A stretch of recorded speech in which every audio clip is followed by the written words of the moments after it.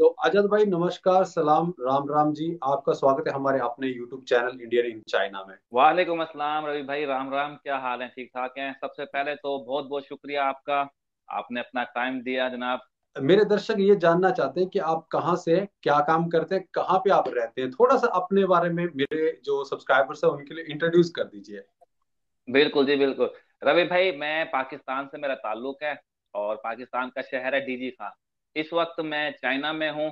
तकरीबन मुझे चाइना में हो गए हैं 13 साल। चाइना का एक शहर है हांगजो। तो हांगजो में मैं बेसिकली रहता हूँ पिछले 11 सालों से। हांगजो में एशियन गेम्स होने जा रही हैं सितंबर में इधर हमारे पास। 2022 एशियन गेम्स भी हांगजो में हो रही है। तो आपके जो सब्सक्राइबर हैं उनको अब समझने में आसानी हो जाएगी हांगजो किधर वाक़ है। अच्छा अच्छा अच्छा अच्छा, मुझे भी पता नहीं था। मैं चाइना में 6 साल से हूँ, लेकिन वही है ना, बिजी रहते हैं अपने लाइफ स्टाइल में, तो पता ही नहीं चलता है। बिल्कुल। अब देखे ना, जो बंदा परदेश के अंदर है रवि भाई, उसके पास अपने लिए टाइम निकालना बहुत मुश्किल हो जाता है। बहुत ये मुश्किल है। ये बात, ये देखे ना, हम जो परदेश में आए हुए हैं, हम अपने लिए टाइम नहीं निकाल सकते। फैमिली के लिए टाइम निकालना भी हमारे लिए बहुत मुश्किल हो जाता है। लाइफ बहुत टफ हो जाती है बाहर आके। जी जी जी, मैं तो सच में योगा टीचर हूँ, आपको पता ही है। चाइना में जी पिछले जी 6 साल सुबह 6 बजे उठना पड़ता है, और 7 बजे की क्लास रहती है। सुबह 6 बजे उठो, पूरा दिन योगा करके करवा के फिर शाम के 6-7 बजे तक घर पहुंचता हूँ। वैसे दिन में भी और भी बहुत सारे काम पड़ जाते हैं बीच में, तो पूरा बिजी रहता हूँ। कोई देखे ना ये। छुट्टी नहीं रहता है। जी, अब आप देखें ना, 6 बजे से लेके शाम 7 बजे तक। अब ये लाइफ सर्कल है, एक लाइफ जो है ना मशीन की मानित बनी हुई है चाइना के अंदर। अब ये देख लीजिए, बिल्कुल। अगर अगर इतनी मेहनत, मैं एक सवाल आपसे पूछता हूँ, अगर हम इतनी मेहनत अपने मुल्क में करें, क्या लगता है हमें किसी और मुल्क में जाने की जरूरत पड़ेगी रवि भाई फिर? देखिए आजाद भाई, अगर उतनी हम मेहनत अगर अपने मुल्क में कर रहे हैं और उस हिसाब से हमें जो है अगर पैसा भी मिल जाए, ठीक है। बिल्कुल। मैं तो कहता हूँ जहाँ जितना हम विदेश में कमाते हैं उसका चौथा परसेंट, चौथा भी मिल जाए। जैसे अगर विदेश में हम 4 लाख कमाते हैं, अपने देश में जी अगर हाँ। 50,000 40,000 रुपए भी मिल जाए, तो हम जो है विदेश में नहीं जाएंगे। मैं कभी भी विदेश में जाना पसंद नहीं करूंगा। अगर मुझे इंडिया में ही, अगर मुझे मेरे ही देश में 50,000 रुपए अगर मिल जाते हैं मेरे इसी काम के, जी, तो इंडिया से बाहर जाना मैं पसंद नहीं करूंगा। आपके काम की आपको सही उजरत नहीं मिलती है, यही हमारे देशों में मसला है, जिसकी वजह से बिल्कुल। हमारा टैलेंट, अब देख लें, जितना भी हाई टैलेंट है वो क्यों विदेश के अंदर जाता है? उनको उनके काम की सही उजरत नहीं मिलती है। हाँ जी, हाँ जी। जैसे आप विदेश में जाते हो ना, किसी भी देश में, आप जापान गए हो, ठीक है, चाइना में हो। जी हाँ। मैं श्रीलंका गया हूँ, जापान गया हूँ, जापान नहीं गया, सॉरी, मैं अभी इंडोनेशिया गया हूँ, जी श्रीलंका में रहा हूँ। फिर मैं मलेशिया में, फिर अभी चाइना में 6 साल से हूँ। तो मैंने यहाँ पे देखा कि जात पात जो है वो नहीं है। सिर्फ वो लोग फोकस करते हैं टैलेंट पे, किसके अंदर टैलेंट है बि, उसको मतलब सबसे पहले देखते हैं। तो टैलेंट की कदर है। बिल्कुल। तो क्या होता है, जो टैलेंटेड बंदे हैं ना उनको मौका दिया जाता है। फिर उसके डेवलपमेंट, जो डेवलपमेंट होती है ना, उसमें ज्यादा मतलब हेल्प हो जाती है कंट्री की, वो जल्दी डेवलप ये होते हैं। रवि भाई, आप ये देखें ना, आपका यहाँ कोई ये नहीं पूछेगा आप किस फैमिली से हैं। यहाँ आपसे ये कोई नहीं पूछता आपकी कास्ट क्या है। आपसे ये नहीं पूछता आपके वालिदैन क्या करते हैं। वो ये देखते हैं कि आपके अंदर क्या चीज है। जी जी आपको जो जी। टास्क दिया है आप वो कर सकते हैं या नहीं कर सकते। अगर आप कर सकते हैं, आप उनके सर पे बैठ सकते हैं, वो आपको अपने सर का ताज बना लेंगे। बिल्कुल बिल्कुल यही यही मसला है ना, हम जात पात के अंदर पड़ गए हैं। हम उस बंदे की असल काबिलियत को नहीं जानना चाहते। बिल्कुल। हम ये पूछते हैं कि इसका बैकग्राउंड क्या है, जी। इसकी जात क्या है, इसकी कास्ट क्या है। ये असल मसला चलता है ना हमारे दरमियान में ना फिर। आपसे मैं ये जानना चाहूंगा कि आपको चाइना में अभी जी, इतने साल हो गए, 13-14 साल हो गए, तो मतलब आप जो फर्स्ट टाइम चाइना आए थे, तो आपका क्या एक्सपीरियंस रहा? मतलब क्या सोच के आप चाइना आए थे, और क्यों चाइना आपने आए मतलब? रवि भाई, मैं आया था सिर्फ एजुकेशन के लिए इधर। जिस तरह आपने भी सुना होगा, शुरू में सबके जहन में यही था कि भाई चाइना की टेक्नोलॉजी। मैं एज ए सिविल इंजीनियरिंग पढ़ने आया था बैचलर के लिए। ओके। तो उसके मैं 2009 में आया। 2009 से 2013 तक मैंने सिविल इंजीनियरिंग की। तो इसमें कोई शक नहीं, इनकी टेक्नोलॉजी बड़ी लाजवाब थी। जो अच्छा। हमने सीखा वो आज तक मेरे ख्याल में पाकिस्तान में तो शायद मैंने नहीं देखा। वो मशीनरी मैंने नहीं देखी। आपके हम्म शायद इंडिया में हो, पाकिस्तान में हम्म मैंने नहीं देखी। उसके बाद फिर मुझे फौरन यहाँ जॉब मिल गई। हम्म। जब मैं भी ग्रेजुएट नहीं हुआ था, हमारी लास्ट इंटर्नशिप चल रही थी, तो शंघाई की कंपनी थी, तो हमारी यूनिवर्सिटी में आई हुई थी। तो मैंने इंटरव्यू दिया तो मेरी फौरन जॉब लग गई। और अच्छा अब ये देखिए, दो 2009 में, 2013 में मुझे 5,000 की ऑफर हुई थी उस टाइम इंटर्नी के तौर के ऊपर, पांच अच्छा हजार अच्छा आर अच्छा एम अच्छा। बी सफल चल रहा है। फिर उसके साथ थोड़ा सा सेमी गवर्नमेंट में मेरा लिंक बन गया, फिर उधर आ गया। फिर सी पैक के कुछ मंसूबे आ गए, तो मैं उसका कोऑर्डिनेटर लग के पाकिस्तान चला गया, तो उसी चक्कर के अंदर फिर वापस जाना ही नहीं हुआ मेरा। अच्छा अच्छा, फिर आप यहीं पे रुक गए मतलब है। जिस तरह भी आपने थोड़ी देर पहले बात की कि हमें अगर उसका 1/4 भी पाकिस्तान में मिल जाए, हम पाकिस्तान में रहेंगे। बिल्कुल। अब पाकिस्तान में क्या मसला है, जितना मर्जी काम कर लें, लेकिन वो जो सैलरी है वो उस मेयार की नहीं है कि हम अपने आप को सरवाइव कर सकें। हाँ हाँ, वही वही उसी वजह से प्रॉब्लम होती है। अगर हम जी कभी हाँ। शहर में चले जाते हैं रहने के लिए, फॉर एग्जाम्पल कभी शहर में चले गए रहने के लिए, तो वहाँ पे रूम रेंट देना है, बिजली का देना है, खाने का देना है, फिर बचता कुछ भी नहीं है। अगर बिल्कुल फॉर कुछ नहीं। एग्जाम्पल मैं योगा टीचर हूँ, अगर मैं जहाँ से मैं हूँ हिमाचल प्रदेश से हूँ, तो हमारा बहुत छोटा गांव है। अगर हम वहां पे जी बोलेंगे कि योगा कर लो, है ना, मैं फ्री में भी योगा कराऊंगा तो भी लोग योगा नहीं करेंगे। वहां पे बोलते हैं हम तो यार पहाड़ी लोग हैं, हम तो अपना काम करते हैं, अच्छा हमारा तो उसी से योगा होता है, तो मतलब मैं कहाँ जी जाऊँ? हाँ। तो योगा करने के बि, बाद कहाँ जाऊँ? बेरोजगार भूखा मर जाऊँ। इसलिए मैं सिटी में बिल्कुल जाता हूँ। बिल्कुल अगर सिटी में जाता हूँ तो वहां पे फिर लोग जो है जो रूम का रेंट देना है, फिर गाड़ी पे जाना है योगा क्लास करवाने के लिए, उसका पेट्रोल बिल्कुल। का खर्चा, सर्विस का खर्चा, काट के जी निकाल के बहुत कम पैसा मतलब बचता है, उसमें भी बहुत पेट काटना पड़ता है। मैं रहा हूँ, बहुत मुश्किल। अगर हमें उसी में हमारे ही देश में जो है, मैं तो बोलता हूँ हमें विदेश में अगर 2 लाख रुपए महीना मिलता है, अगर अपने देश में ना हमें 50,000 रुपए मिल जाए ना, तो 20 से 25 हजार हम जो है अपना रूम रेंट बिजली पानी निकाल के 20-25 हजार रुपए भी बच जाए हर महीना, तो मैं तो आने के लिए तैयार हूं अपने बिल देश, सच में। रवि भाई, बिल्कुल बिल्कुल, आप योगा टीचर हैं, आपको इनका ज्यादा अंदाजा होगा। अब ये देखे ना, हमारा माइंड सेट है, हम अपने ऊपर इन्वेस्ट नहीं करना चाहते, हम अपनी सेहत पे इन्वेस्ट नहीं करना चाहते, एक बात। दूसरी, अब देखे ना, अब इनके आपने भी देखा होगा, या बूढ़ा हो जवान हो, वो अपनी सेहत भी इन्वेस्ट करता है, पर्सनल हाँ कोचिज जी, भी लेता है, अगर कोई जिम चाइना में में है, बिल्कुल बिल्कुल बच्चा बच्चा योगा या कर वो, रहा है। जी हाँ, वो जिम भी कर रहा है, वो अरेबिक डांस है इनके, पता नहीं क्या क्या इनके फिटनेस से सब चीज कर रहे होते हैं। बिल्कुल अब ये देखें, एक पर्सनल कोच जो है, वो 45 मिनट की क्लास है हमारे हांगजो में, मैं आपको एक मिसाल दे देता हूँ। 45 मिनट की क्लास लेते हैं फिटनेस की, ठीक है ना। वो 350 से 370 RMB 45 मिनट के चार्ज करते हैं, और बड़े आराम बिल्कुल। से देते हैं। एक बात और पूछना चाहूंगा जी जी आपसे आजाद भाई, कि जी जैसे जी। पूरे मुल्क पूरे पूरी दुनिया में आप कहीं भी चले जाओ, जैसे आप मलेशिया में चले जाओ, है ना, जैसे बड़ा देश है, तो वहां पे भी लोग जो है योगा करते हैं। थाईलैंड में चले जाओ, बिल्कुल वहां पे भी योग करते हैं। वहां पे जात पात बिल, धर्म नहीं देखी जाती है।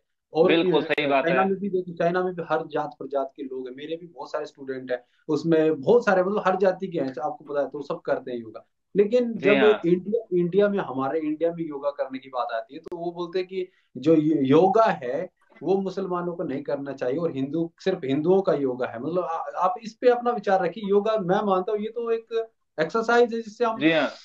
लंबी सांस लेंगे और कार्बन डाइऑक्साइड को बाहर छोड़ेंगे, अपने विचारों को शुद्ध करेंगे, अपने आप स्वस्थ रखना है। मतलब हमें तो इस तरीके का हम योगा कराते हैं कि एक एक्सरसाइज बिल्कुल। है। तो लोग उसमें धर्म मैं को जोड़ देते हैं, कहाँ तक सही है? मैं रवि भाई, इसका मैं जवाब दूं। जो लोग हर चीज में धर्म को लेके आते हैं ना, यकीन जानिए वो धर्म से होते ही दूर हैं। वो हाँ धर्म को इस्तेमाल इसलिए करते हैं कि वो अपना उल्लू सीधा कर सकें। अब वो कहते हैं ना कि योगा करना, मुसलमान को योगा नहीं करना चाहिए, किधर लिखा हुआ है कि मुसलमान को योगा नहीं करना चाहिए? वो फिर तो उनको सर ये कपड़े भी नहीं पहनने चाहिए, ये भी मुसलमान ने नहीं बनाए, तो फिर ये भी ना पहने। वो हवाई जहाज में सफर ना करें, वो भी मुसलमान ने नहीं बनाया होगा। तो फिर बिल्कुल वो बिल्कुल। कोई चीज ऐसे इस्तेमाल ना करें जो किसी मुस्लिम ने नहीं बनाई। मतलब फिर तो इनसे आईफोन, मोबाइल फोन, कपड़ा, जूता, चप्पल कुछ भी ना पहनो, मतलब वो है ना, ये आपका कहना बिल्कुल, है। फिर तो कुछ भी ना पहने, फिर तो ये कह देना कि हाँ भाई ये मुस्लिम के लिए है, फिर तो ये हर चीज के ऊपर लेबल लगा देना कि भाई ये वाला फोन मुस्लिम का है, ये वाला फोन हिंदू का है, ये क्रिश्चियन का है, ये ईसाई का है। तो फिर लेबल कर दें इस तरह, तो फिर हम वो इस्तेमाल कर लेंगे। मुझे तो आपका जो जवाब है वो बिल्कुल सटीक बैठता है हमारे देश के लोगों के लिए। भारत और बिल्कुल पाकिस्तान जो है इसलिए तरक्की नहीं कर रहे कि हम उसी में फंसे पड़े, कि हम देखो योगा को मतलब हम स्वास्थ्य जी दे हाँ। रहे हैं, इसको तक डिवाइड बिल्कुल कर देते हैं मतलब धर्मों में। आप सोचो विदेश में, चाइना में भी मुसलमान लोग हैं, हिंदू लोग हैं, और भी दूसरे धर्मों के लोग हैं, जो चाइनीज होते हैं, जो सब योगा करते हैं। और बिल, मलेशिया देख लो, थाईलैंड देख लो, इतना योगा पॉपुलर है। योगा में हम किसी को नहीं सिखाते कि तुम हिंदू बन जाओ, योगा एक बिल, एक्सरसाइज की तरह करवाते हैं, जैसे लोग जिम जाते हैं वैसे योगा जी करते हाँ। हैं। तो मेरे हिसाब से रवि सिंपल भाई, है। आप किसको क्या सिखा सकते हैं? आप किसी को मजहब तो चेंज कर नहीं सकते। नहीं अब नहीं अब नहीं। आप चाइना में हैं, मैं चाइना में हूं। अब देखें, हम यहाँ पाकिस्तानी हो, इंडियन हो, जो भी हो, हम साथ खाना भी खाते हैं, हम साथ घूमने भी जाते हैं। हमें यहाँ मसला नहीं होता, क्यों हमें अपने मुल्क में क्यों मसला होता है? कभी इस बात पे हमने सोचने की कोशिश की है? हम अपने मुल्क से बाहर हो, हमारा मिलना जुलना भी एक है, हमारा रहन सहन भी एक है, हमारी जबान भी बिल्कुल एक है, फिर इसको भी हम बिल्कुल। मजहब में लेके आ जाएं यार? ये हिंदू है या मुस्लिम है, इसका पहले फैसला कर लें ये लोग। जब मैं योगा कराता हूँ विदेशों में, जी, तो विदेशों के सारे मेरे मुस्लिम स्टूडेंट जो वो भी योगा करते हैं। चाइना के हैंजू स्टूडेंट है, जैसे हैंजू होता है चाइना में सबसे बड़ी बिल्कुल जाति, जैसे बिल्कुल बिल्कुल इंडिया में हिंदू है तो बिल्कुल। चाइना में हिंदू। तो वो पूरे योगा करते हैं। और मुसलमान जो यहाँ के वो भी योगा करते हैं, आराम से करते हैं, उनको कोई प्रॉब्लम नहीं। लेकिन जब मैं अपने ही देश वापस जाता हूँ तो मेरे ही मुस्लिम लोग जो है वो योगा नहीं करेंगे। बोला ये तो भैया फिर हम नहीं कर सकते क्योंकि ये तो हिंदुओं का है। तो यहाँ पे नहीं, हम उनको हिंदू, हेल्प कर रहे हैं। मैं एक आपसे एक सवाल पूछना चाहता हूँ कि ये हिंदुओं का कैसे हो गया है? इसमें कोई किसी हिंदू होगा वो ही योगा करेगा, या हिंदू ही उस अपनी सेहत को अच्छा बनाएगा? ये समझ नहीं आता इनका लॉजिक रवि भाई। ये मेरे ख्याल में जहनी मरीज होते हैं। जी हाँ, जी मैं इनको जहनी मरीज समझता हूँ। ऐसे लोगों को इग्नोर कर दे ना, इनका मजहब से कोई लेना देना है ना, ये मुसलमान कहलवाने के काबिल हैं ये लोग, जो हर चीज में अच्छा मजहब को लेके आए ना। मेरे नजरिए में ना, मजहब से बढ़ के है इंसानियत। एक इंसान को मारे, वो तो इंसान कहलवाने के काबिल नहीं। वो खा किसी भी मजहब से हो, किसी भी जगह से हो, वो दहशतगर्द है, वो दहशतगर्द ही रहेगा। अगर हम बिल्कुल उसको उसी उसी हिसाब से ट्रीट करेंगे तो हमारे दरमियान प्यार मोहब्बत बढ़ेगी। अगर हम बिल्कुल। उसको किसी मजहब से जोड़ देंगे, किसी मुल्क से स्पेसिफाई कर देंगे, तो मुझे नहीं लगता कि हमारे दरमियान की दूरियां खत्म होंगी। अगर हम्म, आप देखें, हम बाहर आके हमारी ये दूरियां खत्म हो जाती हैं, बिल्कुल तो हम अपने मुल्क में रह के ये दूरियां क्यों खत्म नहीं कर सकते? हमने कभी सोचने की जहमत नहीं की। कभी हम सोचे ना कि यार अल्लाह पाक ने हमें ये जहन दिया, हम इसको इस्तेमाल करना शुरू करेंगे ना, तो सब चीजें बेहतर होना शुरू हो जाएंगी। अच्छा एक बात और है आजाद भाई, जैसे कि जी अभी जी जी यूक्रेन और रशिया का वार चल रहा है, उसके बीच जी में जी जो है हमारे हिंदुस्तानी जो स्टूडेंट वहां पे थे यूक्रेन में, उनको निकालने के लिए जो है वो भारत की सरकार ने बहुत कुछ किया, निकाला स्टूडेंट्स को। जी और जी बिल्कुल। वहां पे ये ऐलान हुआ था कि जो भी तिरंगा झंडा हिंदुस्तान का है उसको लेके वहां से निकलेगा तो उनको जो है रशिया की आर्मी और यूक्रेन की आर्मी जो उनको हाथ नहीं लगाएगी। तो उसी बीच में सही। जो है कुछ पाकिस्तानी स्टूडेंट्स थे, उन्होंने भी तिरंगे झंडे का यूज किया वहां से निकलने के लिए। तो कुछ लोग जी इसको गलत बता रहे हैं। कुछ लोग कहते हैं कि ये तिरंगा झंडा लेके वो निकले हैं तो ये है, बहुत सारी बातें की है। तो आपको क्या लगता है, मतलब इसके ऊपर कुछ राजनीति होनी चाहिए? नहीं, इस पे राजनीति तो बिल्कुल नहीं होनी चाहिए। अगर किसी ने तिरंगे का इस्तेमाल किया, उसने उसको रिस्पेक्ट दी है ना, आप इसको बिल्कुल एज ए प्राउड लेके जाए ना। आप इसको बिल्कुल नेगेटिव वे में क्यों लेके जा रहे हैं? फिर जान बच रही है तो एज ए बिल्कुल। इंडियन फिर आपको अपने आप पे प्राउड करना चाहिए कि मैं यार वही हमारे मुल्क का झंडा भी एक इंसानियत के काम में आ गया है। यही यही चीज एक्चुअली मैं कहना चाह रहा था कि अगर कोई भी अगर हिंदुस्तान के झंडे के नीचे चल के अगर बच रहा है, उनकी जान बच रही है, तो मेरे हिसाब से तो एक अच्छी बात है। एक हर हिंदुस्तानी बिल्कुल को उस पे नाज होना चाहिए। और जो पाकिस्तान के स्टूडेंट यहाँ से जा रहे हैं और पाकिस्तान की आवाम को भी इस पे नाज होना चाहिए कि कभी ना कभी हम एक ही थे, कभी ना बिल्कुल। कभी हम एक ही थे। और तिरंगा तब से ही है, तो हमें जो है इसकी नाज करना चाहिए। इसके ऊपर कोई टिप्पणी या कोई बात मेरे हिसाब से नहीं करनी चाहिए। दोनों नहीं तरफ नहीं को करने। प्राउड फील करना चाहिए कि हमारे बच्चे सुरक्षित आ गए हैं। इसके ऊपर भी इस पे पॉलिटिक्स चली इस हुई है, पे देखो अभी इस तक पे वीडियोस मिल रहा है। शुक्र इस पे शुक्र अदा करना चाहिए। अब इसको राजनीति का रंग दे देना या इसको फिर नेगेटिव वे के अंदर लेके जाना, तो ये तो इसका मतलब है वो लोग अपना अपना कोई उल्लू सीधा करना चाह रहे हैं ना। उनको किसी इंसान की जिंदगी से तो कोई मतलब नहीं रह गया ना। जी लेकिन अगर मुझे ये खबर मिलती कि यार मेरे मुल्क के झंडे को किसी ने अपनी जान बचाने के इस्तेमाल किया, मेरे लिए वो सबसे प्राउड मोमेंट होगा। यार मेरे मुल्क के झंडे को एक किसी और मुल्क की आवाम ने इज्जत दी है, ठीक है ना। अगर इसको मैं नेगेटिव वे के अंदर लेके जाऊं, फिर तो 100 बातें निकल के आ जाएंगी यार। क्यों उसने जी मेरा झंडा किया है, वो मेरा दुश्मन है, वो है। तो जी दुश्मन है तो भाई उसकी भी तो जान है ना। उसने जी आपके झंडे को रिस्पेक्ट दी है, इज्जत दी है आपके मुल्क को। उसने कोई डिसरिस्पेक्ट तो नहीं किया। जी। तो इस पे तो इंसान को खुश होना चाहिए कि यार एज ए इंडियन आपको खुश होना। आप तो मेरी सिटी से हजारों किलोमीटर दूर रहते हैं, मिलना तो आपसे नहीं हो पाया। लेकिन जिस तरह के आपके विचार मुझे लगे कि मतलब आप जो है ना दुनिया में जो एक कट्टरवाद के लोग होते हैं, आप उनसे कुछ अलग जिंदगी जी रहे हो, इसीलिए आप थोड़ा फ्री माइंड हो मेरे हिसाब से तो। रवि भाई, कट्टरवाद क्या करना जी के? मुझे पहले लोग कहते हैं ना कट्टरवाद, तो मैं समझता हूँ कि भाई कट्टरवाद बस वो अपनी जिंदगी में ही धुन रहेंगे। वो अपने बिल्कुल आप तक ही महदूद रह सकते हैं, वो कुछ नहीं कर सकते। जो कट्टरवाद होगा वो ना मुल्क, अपने मुल्क का कुछ कर सकता है, ना अपने लिए कुछ कर सकता है। अगर ये वीडियो मेरे सच में मेरे सब्सक्राइबर्स तक पहुंचेगी, हिंदुस्तान की आवाम जी जी। तक, वो इस वीडियो को ज्यादा से ज्यादा शेयर करेंगे। और आप जो है, मैं आपके चैनल का जो लिंक है मैं उसको भी डिस्क्रिप्शन में डाल दूंगा। मैं तो ये कहना चाहूंगा मेरे सारे सब्सक्राइबर्स से, भाई देखो ये आजाद भाई हैं और पाकिस्तान से बिलोंग करते हैं, इनके माइंड को आप देख लो किस तरह के इंसान है, और इनके जो विचार है वो भी आप देख चुके हैं। तो और इनका जो चैनल है वो भी मैं इंस्टाग्राम के मेरे अपने यूट्यूब चैनल के डिस्क्रिप्शन में इनका चैनल है उसका लिंक डाल देता हूँ, आप इनको देख लो भाई वहां पे जाके भी। और आपके कोई शुक्रिया शुक्रिया सवाल रवि पूछे। भाई।